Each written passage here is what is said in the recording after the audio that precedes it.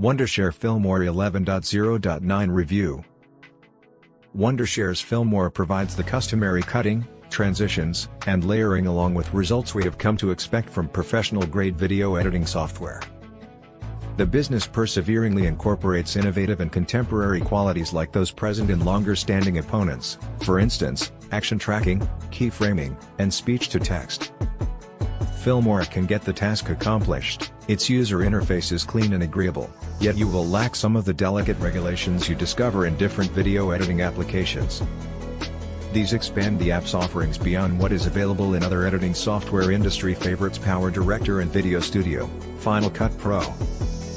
However, they still don't make up for all the features provided by these editors' choice selections. The program, which offers ample support for outmoded operating system versions, can be installed on Windows 7 up to 11 and Mac OS 10.7 through 11. To operate the software correctly, a 2 GHz Intel i3 CPU, 8 GB RAM, plus either an Intel HD Graphics 5000 or NVIDIA GeForce GTX 700 is essential. It now provides native backing for Apple Silicon processors. On my exploratory personal computer, Filmora grabbed 1 GB of space, comfortably moderated for this kind of software. Adobe Premiere Pro collected 3.3 GB while Movie Video Editor Plus requires a scant 285 MB. The full editor view looks comparable to some video editing software, with a 3-part design for source material, video preview, and timeline across the bottom. You can now exchange the layout by pressing a button in the top right command set, which contains choices for default, setup, timeline, little video, and timeless. Regardless of what layout you decide on, the program has a clean, straightforward, and dark interface with user-friendly symbols. You can switch between black and light gray window outlines and the program recognizes your system's dark or light mode preference. You can maximize the video review and adjust the relative sizes of the panels. The interface's source switching buttons can be found in the top left, including media, audio, titles, transitions, effects, elements, and split screen. By using the control mouse wheel, you can rapidly reduce or extend the timeline. With the alt mouse wheel, you can traverse between frames. You may make it conform to the panel size or employ buttons to magnify and minimize. A search bar is rendered in the source panel, along with erase and rectify arrows.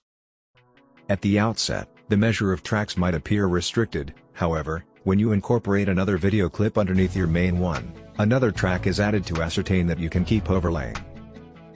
Comparable to the connected clips in Final Cut Pro, these extra clips in fresh tracks adjust in harmony with the main track prior to them. This is a brilliant way to keep your effect overlays where you require them. This program gives you access to a magnetic timeline approach. Whenever you put forth a clip above the timeline, it sticks directly to the previous clip, so there is never any spare room in the video. Auto ripple is set as defaulted in order to keep your video gap-free, yet this effect can be shut down too. You can slenderize either end of a clip, and the current position line presents scissors indicating easy severance of the current clip. The quick split mode mentioned previously transforms the vertical editing line into a dotted line, where you can click at any location in order to cut apart the timeline. Editing modes such as slip, slide, and roll are not possible here due to a lack of trimming from source trace. This deprivation of advanced editing techniques will likely prove necessary for novice practitioners. A plus sign above each clip makes it easy to add it to your timeline at the insertion point. As an alternative to the timeline view, there's a storyboard view which displays thumbnails of the clips, with spots for transition in between. Additionally, audio waveforms are displayed on the timeline tracks.